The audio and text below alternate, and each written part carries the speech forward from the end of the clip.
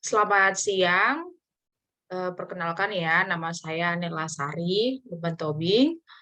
Saya mahasiswi dari Universitas Budi Luhur. Di sini saya akan mempresentasikan mata kuliah saya dari teori akuntansi yang berjudul konsep laba. Ya, kita mulai sekarang ya, dari latar belakang income atau laba. Laba sebagai akibat dari perbandingan antara pendapatan dan biaya dalam satu periode akuntansi. Entitas akan memperoleh laba apabila pendapatan lebih besar daripada biaya. Sebaliknya, entitas menderita rugi apabila pendapatan lebih kecil dari biaya. Dengan adanya laba, usaha entitas dapat melanjutkan usahanya karena memperoleh pendanaan melalui laba ditahan. Semakin besar jumlah laba ditahan yang disajikan pada neraca menunjukkan semakin baik entitas dalam menjalankan usahanya. Untuk itu, salah satu fungsi laba dalam entitas sebagai pengukur kinerja manajemen, dan selain itu, laba akan meningkatkan kesejahteraan para stakeholder, khususnya pemegang saham, dalam bentuk pembagian dividen. Berikutnya, pengertian income atau laba. Laba merupakan suatu pos dasar dan penting dari ikhtiar keuangan yang memiliki berbagai kegunaan dalam berbagai konteks.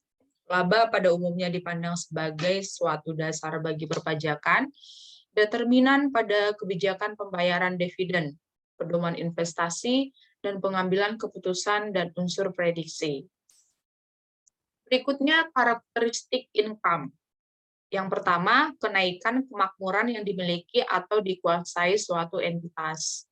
Adanya kemakmuran atau kesejahteraan entitas mengalami peningkatan dapat dianalisis dari laporan posisi keuangan seperti aset meningkat dibarengi dengan meningkatnya laba ditahan.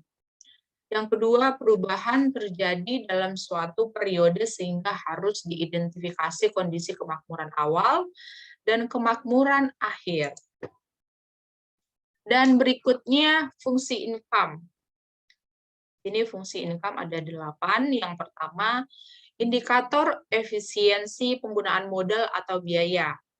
Modal atau disebut dengan ekuitas merupakan dana yang bersumber dari dalam entitas. Dan yang kedua, pengukur prestasi atau kinerja manajemen. Khususnya perusahaan terbuka pengelolaannya diserahkan kepada manajemen profesional. Salah satu alat untuk menilai kinerja atau prestasi manajemen adalah laba yang diperoleh dikaitkan dengan aset maupun ekuitas yang digunakan. Dan yang ketiga, alat motivasi bagi manajemen dalam pengelolaan perusahaan. Manajemen adalah manusia yang memerlukan dorongan untuk melakukan aktivitas atau kegiatan. Untuk itu, dengan tercapainya target ROA dan ROE, manajemen akan memperoleh apresiasi dalam bentuk uang atau kas. Dan yang keempat, dasar penentuan besarnya pengenaan pajak. Pemerintah melalui petugas pajak sangat berkepentingan terhadap informasi mengenai laba entitas, karena dengan informasi tersebut dapat sebagai bahan baginya untuk menghitung besarnya pajak yang harus dibayar oleh entitas. Dan yang kelima, dasar perhitungan dividen. Dividen bagian laba yang dibagikan kepada para pemegang saham. Ketika entitas akan membagikan dividen, yang menjadi pertimbangan adalah entitas memperoleh laba atau tidak. Dan yang keenam, dasar pembagian kompensasi dan bonus. Entitas yang menerapkan kebijakan bonus bagi manajemen termasuk karyawannya diperlukan dasar untuk menetapkan apakah entitas akan memberikan bonus atau tidak memberikan. Dan yang ketujuh, pedoman dalam menentukan kebijakan dan pengambilan keputusan. Pihak-pihak yang berkepentingan dengan entitas cukup banyak, salah satunya adalah investor. Investor akan melakukan pembelian saham atau sebaliknya, tidak membeli saham dari entitas. Salah satu faktor yang dipertimbangkan itu adalah laba. Dan yang kedelapan, dasar peramalan kondisi perusahaan di masa yang akan datang. Berbisnis berhadapan dengan ketidakpastian pada tahun 2020 diperkirakan laba entitas yang diproyeksikan ke dalam return on asset sebesar 20%. Jumlah angka 20% tersebut didasarkan pada data return on asset tahun-tahun lalu. Berikutnya, jenis-jenis income. Di sini jenis income yang pertama, value ended. Penerima informasi laba jenis ini antara lain karyawan, pemegang saham, kreditur, dan pemerintahan. Dan biasanya fungsi bagi penerimanya itu yang pertama, karyawan sebagai alat menilai kinerja entitas serta pembagian bonus. Dan yang kedua, pemegang saham sebagai menilai kinerja manajemen serta pembagian dividen. Dan yang ketiga, kreditur sebagai alat analisis terhadap kemampuan entitas dalam mengembalikan peminjaman. Dan yang keempat, pemerintah sebagai pengendalian harga dalam menjaga kebijakan perekonomian makro.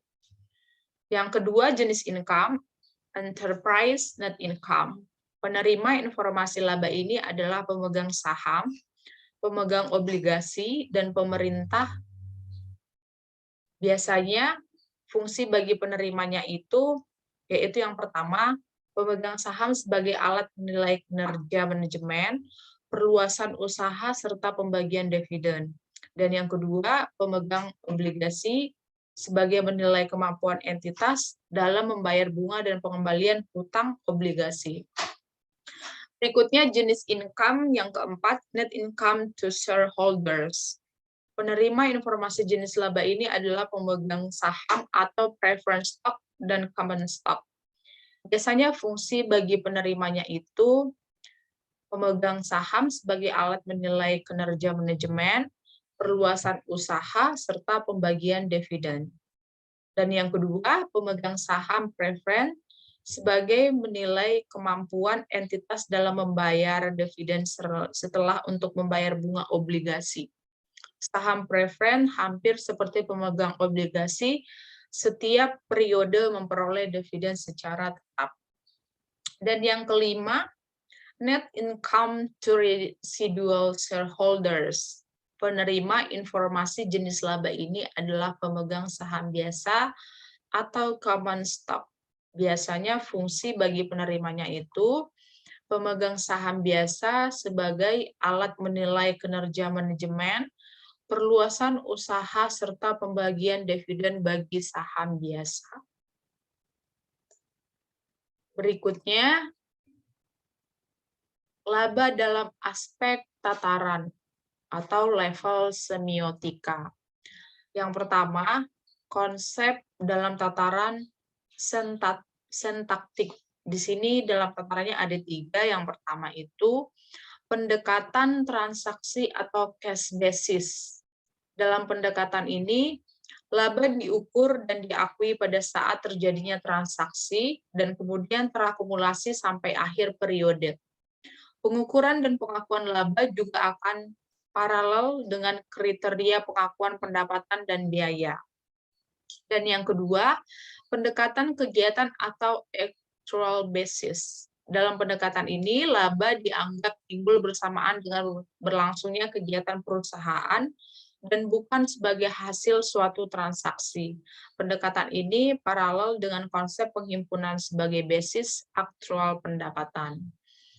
Dan yang ketiga, pendekatan pertahanan kapital. Dalam konsep pertahanan kapital, laba merupakan konsekuensi dari pengukuran kapital pada 2 titik yang berbeda.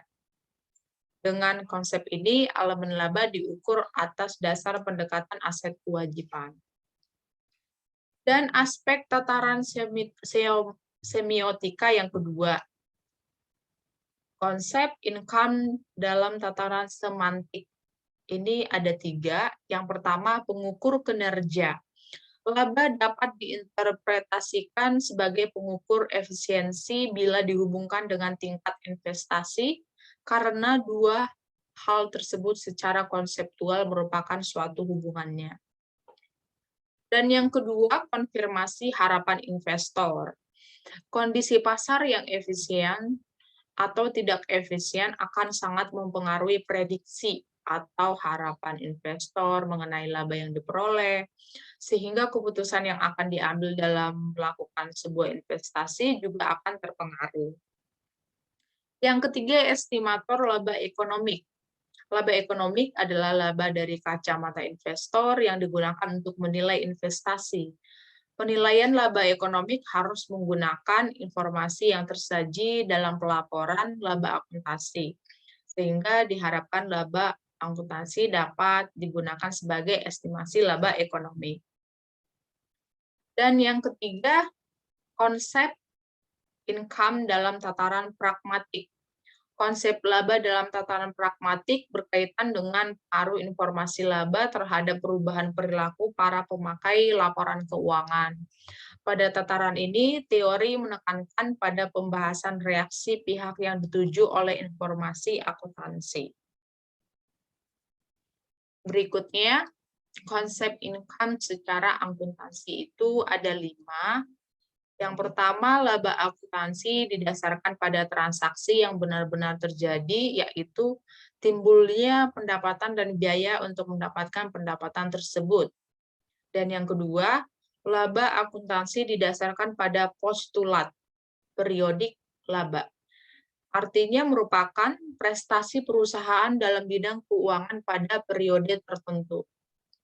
Dan yang ketiga, laba akuntansi didasarkan pada prinsip revenue yang memerlukan pengukuran dan pengakuan. Dan yang keempat, laba akuntansi memerlukan perhitungan terhadap biaya dalam bentuk biaya historis yang dikeluarkan perusahaan. Dan yang kelima, laba akuntansi didasarkan pada prinsip matching, artinya hasil pendapatan dikurangi biaya yang dikeluarkan dalam periode yang sama. Berikutnya, keunggulan dari laba. Ini ada 4. Yang pertama, terbukti bahwa laba akuntansi bermanfaat bagi para pemakainya dalam pengambilan keputusan ekonomi. Dan yang kedua, laba akuntansi yang telah diukur dan dilaporkan secara objektif dapat diuji kebenarannya sebab didasarkan pada transaksi nyata yang didukung oleh bukti. Dan yang ketiga, berdasarkan prinsip realisasi dalam mengakui pendapatan, laba akuntansi memenuhi dasar konservatisme. Dan yang keempat, laba akuntansi bermanfaat untuk tujuan pengendalian terutama berkaitan dengan pertanggungjawaban manajemen. Dan kelemahan laba di sini ada 4. Yang pertama, konsepsi laba dianggap belum dirumuskan dengan jelas, belum ada landasan teoritis jangka panjang dalam pelaporan laba akuntansi tersebut. Dan yang kedua, Generally Accepted Accounting Principle atau GAAP masih memungkinkan dan membolehkan perhitungan laba atas penerapan metode dan teknik akuntansi yang tidak konsisten.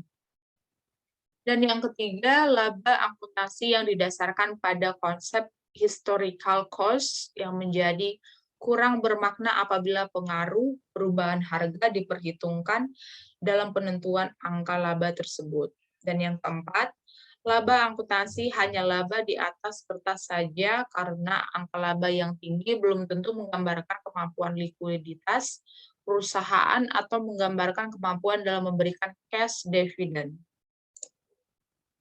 Berikutnya, cara mengatasi kelemahan dari laba. Itu yang pertama, berusaha memperbaiki laporan laba akuntansi dengan memberikan tekanan pada data transaksi dan aktualisasi secara lebih mendalam.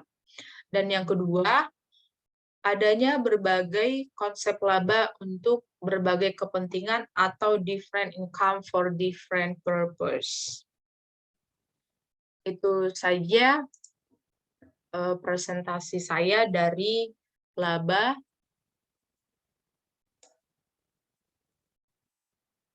Semoga dari hasil teori ini bisa bermanfaat buat yang mendengarkan. Saya Nela Sari dari Universitas Budi Luhur mengucapkan sekian dan terima kasih.